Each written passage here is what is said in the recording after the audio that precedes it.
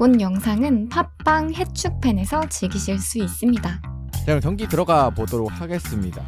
일단 이 경기는 맨체스터 시티 경기였는데 맨체스터 시티가 예상대로 손쉬운 승리를 거두게 됐습니다. 이게 어떻게 보면 이름값으로만 보면 되게 빅매치라고 할 수 있거든요. 그렇죠. 근데 사실 지금 시점에서 이 두 팀이 맞붙는 건 1위와 12위의 맞대결이기 때문에 어느 정도 팬분들도 좀 쏠리지 않을까라고 네. 경기 전에도 예상을 해주셨을 거고, 그리고 이번 주에 어느 정도의 순위가 거의 윤곽이 잡혔잖아요. 네. 그 과정 속에서 거의 유일하다 싶은 좀 빅매치였기 때문에 저희가 한번 준비를 해봤습니다. 먼저 선발 라인업부터 살펴봐야 되는데요. 일단 맨체스터 시티 같은 경우는 우승이 또 확정됐기 때문에 대거 로테이션을 가동을 해줬습니다. 이게 아스날 경기가 먼저 있었잖아요. 네네. 노팅엄과의. 근데 그 경기에서 이제 아스날이 노팅엄 원정을 가서 패배를 했습니다. 네. 그렇게 되면서 맨시티가 가만히 있다가 우승을 확정짓는 그런 좀 타력 우승이라고도 표현을 하더라고요. 다른 팬들은. 그럼으로써 어쨌든 맨시티가 이 경기를 치르지 않고도 우승을 확정지었기 때문에 이번 경기에서는 확실하게 플로테이션을 돌려주면서 선수들에게 휴식을 부여한 맨시티였습니다. 특히 이제 마레즈, 아칸지, 워커 정도가 이제 어느 정도 1.1군 내지는 1.5군 정도로 활약하는 선수라고 볼 수 있는데, 그 선수 제외하고는 전부 다 2군 선수들로 배치를 하면서 확실하게 로테이션을 돌려준 펩 가르디올라 감독이었습니다. 팔머 같은 유망주도 나오고, 그다음에 오르테가 골키퍼, 거의 리그에선 볼 수 없는 골키퍼였는데 또 로테이션을 돌려준 거 보니까 진짜 그냥 완전 100% 로테이션이었다, 이렇게 평가해도 될 것 같습니다.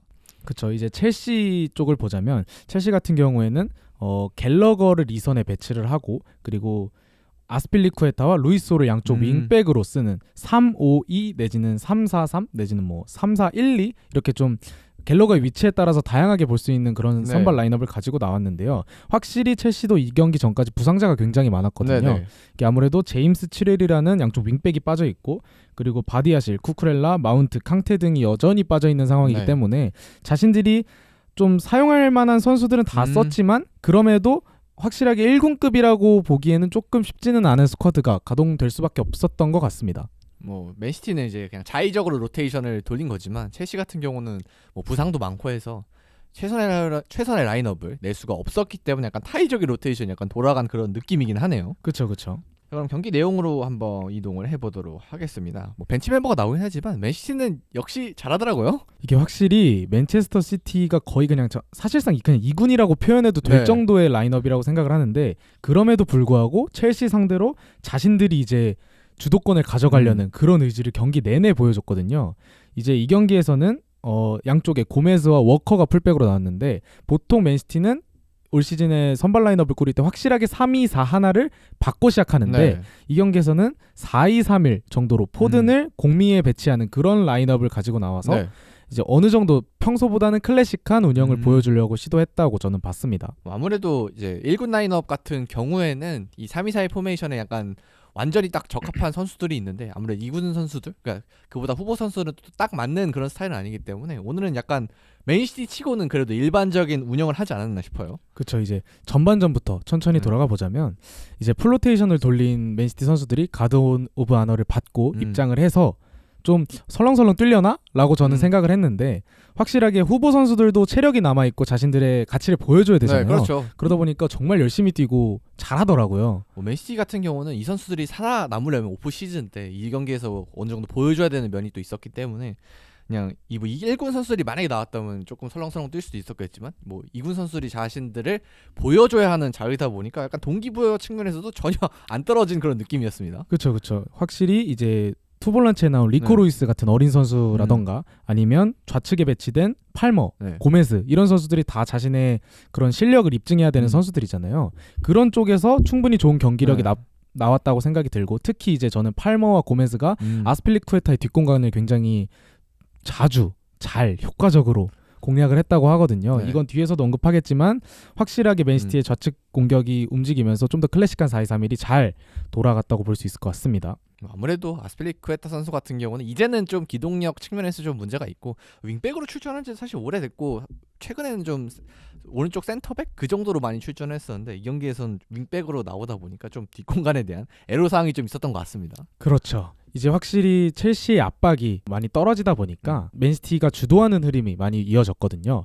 그 상황에서 이제 고메즈가 보다 중원에 활발하게 가담하면서 공격적으로 나섰고 그렇게 되다 보니까 3-2-4-1 내지는 3-1-5-1 굉장히 공격적인 전술이잖아요. 공격 숫자를 많이 배치하면서 줄곧 전방 압박을 하고 곳곳에서 수적 우위를 가져가려는 그런 맨시티 특유의 에너제틱한 전술을 이 경기에서도 잘 보여줬다고 생각을 하고요. 그리고 후반전에는 리코 루이스와 아니면 세르히오 고메스의 위치를 좀 더 조정을 하면서 완전하게 3-2-4-1을 다시 한번 가동을 했거든요. 그러다 보니까 확실하게 자신들의 템포대로 경기를 풀어갈 수 있었고 그리고 시간이 지나면서 주전 선수들 뭐 스톤스, 홀란드, 더브라이너, 로드리를 넣음으로써 완벽하게 첼시를 잡아내려는 그런 의도를 보여줬다고 생각을 합니다. 이 경기 이제 시작 전에 그런 기사도 본 것 같은데 이 맨시티 이 경기에서 맨시티의 벤치 라인업이 진짜 세상에서 제일 비싼 벤치 라인업이다. 그래가지고 이 선수들만 해도 얼마다 막 이렇게 기사가 나간 것을 본 적이 있는데, 자 그만큼 벤치 선수들이 좀 경기가 잘 풀리다 보니까 일찍 투입이 됐지만 그게 오히려 또 전력 강화가 된 맨시티였고, 그리고 그냥 자신들이 하던 대로 뭐 축구를 계속 하니까 그냥 똑같이 그냥 지금까지 해오던 대로 좋은 결과가 나온 것 같아요. 안정적이었죠 정말. 근데 이제 확실히 말씀해주신 것처럼 맨시티 주전 선수들이 벤치에 가 있다 보니까 정말 벤치가 튼튼했거든요. 근데 그러다 보면 보통 선발 라인업은 로테이션 돌렸기 때문에 약할 수 있잖아요. 그런데도 충분히 이게 맨시티가 뎁스가 되게 강한 팀이라고 평가를 받지 않음에도 확실하게 그런 후보 선수들이 모습을 보여줬다는 게 맨시티 팬들 입장에서는 고무적이라고 여겨질 만한 경기라고 보이고요. 그리고 이렇게 맨시티가 좀 활약을 할 수 있었던, 승리할 수 있었던 거기에는 첼시가 또 경기력이 좀 미미했죠. 그렇기 때문에 첼시 포인트로 넘어가 보면 좋을 것 같습니다. 첼시는 사실 제가 팬이고 모든 경기를 이기길 바라는 입장이지만 확실하게 동기부여가 떨어질 수밖에 없는 상황이긴 하거든요. 그렇죠. 지금 상황에서 뭐 유럽 대항전은 산술적으로 불가능하고 강등도 산술적으로 불가능하고, 그다음에 뭐 10위권 위로 올라가는 것도 사실 쉽지 않아서 뭔가 목표가 없는. 그다음에 지금 감독을 하고 있는 램파드도 다음 시즌에 없을 거기 때문에 이 사람한테 잘 보일 필요도 없거든요. 네, 아무래도 이제 이 경기를 장전 해설위원이 중계를 하셨는데 확실하게 계속해서 평소보다 더더욱 첼시의 멘탈리티 그리고 팀 운영에 대한 아쉬움, 팀 현재 상황, 그런 동기부여적인 측면을 많이 언급을 하시더라고요. 그런 것처럼 확실하게 지금 선수들이 오늘 경기를 이겨야겠다는 그런 동기부여가 많지 않았기 때문에 이 경기에서도 그렇게 경기력이 뛰어나진 않았다 정도로 시작을 하면 좋을 것 같습니다. 이날 첼시는 이제 갤러거가 이선에서 주로 활약을 하면서 3-5-2 내지는 3-4-3 포메이션을 가동했다고 말씀을 드렸는데 확실하게 윙백을 주로 쓰는 팀이다 보니까 좌우 측면이 공격이 많았거든요.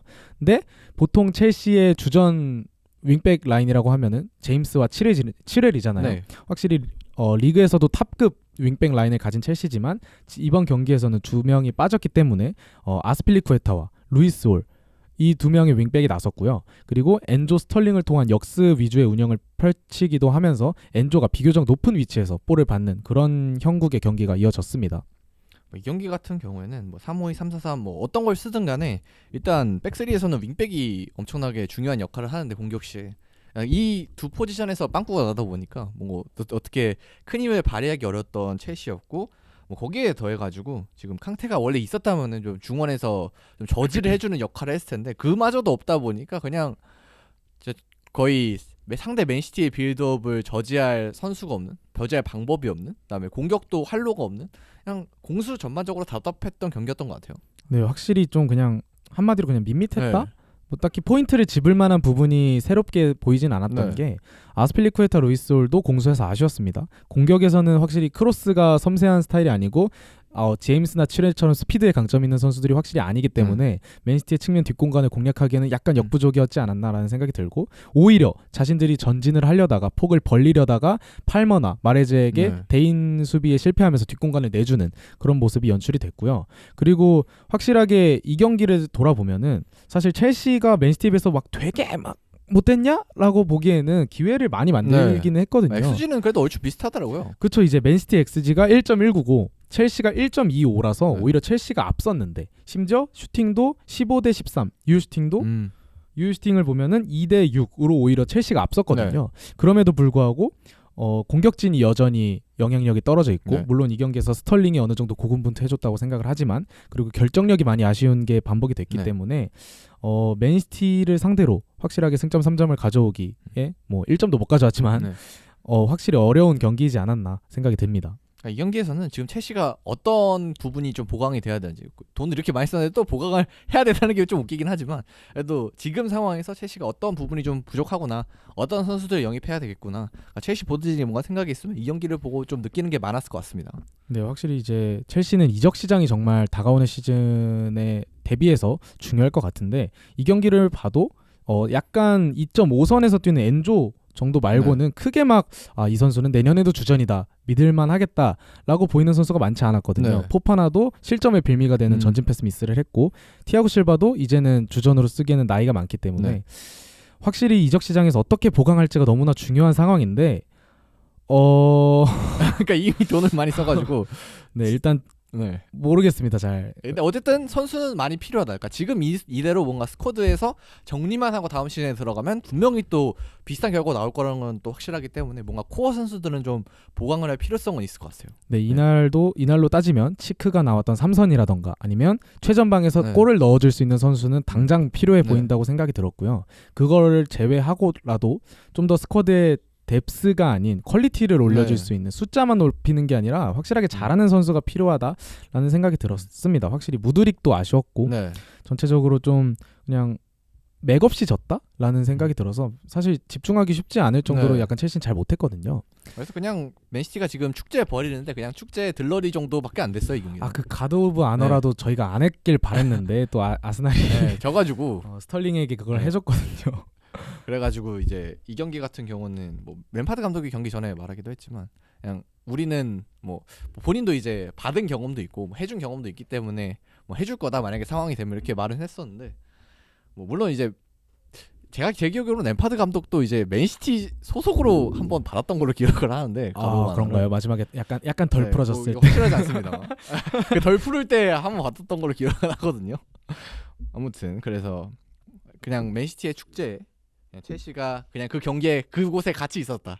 맨시티 축제 현장에 그냥 그 정도의 경기였던 것 같고 뭐 이제 이 경기를 통해서는 아니었지만 어쨌든 맨시티 같은 경우는 리그 우승을 달성을 했고요. 그리고 어느새 3연패예요 리그 우승. 이게 제가 요즘 NBA를 좀 보고 있거든요. 이게 LA 레이커스 팬이 이제 되었는데 그러면 상당히 지금 암울한 상황이네요. 농구 얘기는 하지 마시죠. 그래도 어쨌든 농구를 좀 알고 보고 싶어서 이것저것 알아보다가 이제 마이클 조던이 NBA 3핏을 2번을 했더라고요. 그렇죠. 그게 저는 얼마나 대단한지 와닿진 않았는데 NBA 팬들 말로는 이게 3연패를 하는 것이 굉장히 큰 의미가 있다. 네, 그렇죠. 굉장히 어렵고 굉장히 팀의 고트 한 선수를 칭송할 때 굉장히 중요한 척도로 작용한다고 알고 있는데 맨시티가 이제 이번 우승을 토대로 3핏을 달성을 하게 되었습니다.